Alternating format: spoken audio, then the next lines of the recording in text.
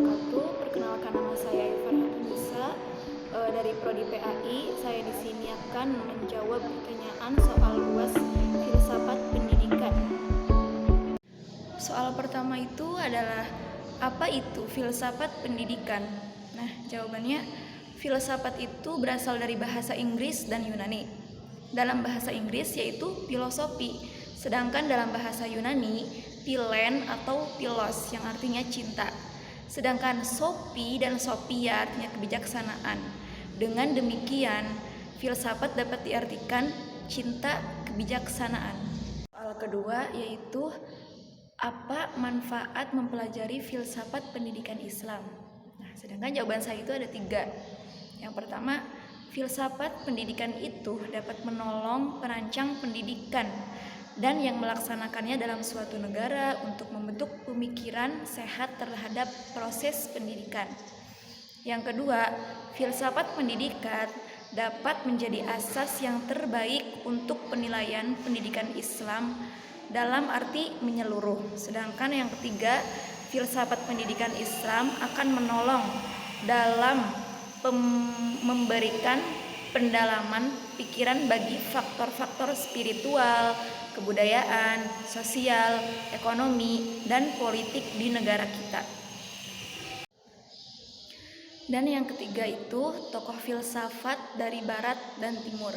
Di sini saya menjelaskan 5 tokoh. Yang pertama itu ada Marcus Tullius Cicero. Ia menyebutkan filsafat sebagai ibu dari semua pengetahuan dan menulis buku yang berjudul De Natura Deorum. Sedangkan yang kedua itu ada Aristoteles. Ia memberikan 2 macam definisi terhadap prote-filosofia itu, yakni sebagai ilmu tentang asas-asas pertama dan sebagai suatu ilmu yang menyelidiki peradaban sebagai peradaban dengan ciri-ciri yang tergolong pada objek itu berdasarkan sifat alamiahnya itu sendiri. Kemudian tokoh yang ketiga itu adalah Plato. Dalam konsepsi Plato, filsafat merupakan pencarian yang bersifat spekulatif atau perekaan terhadap pandangan tentang seluruh kebenaran. Kemudian yang keempat itu adalah Socrates.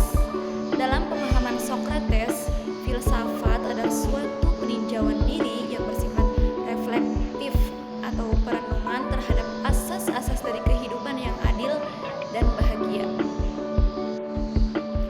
Dan yang kelima atau yang terakhir itu ada tokoh dengan nama Pythagoras.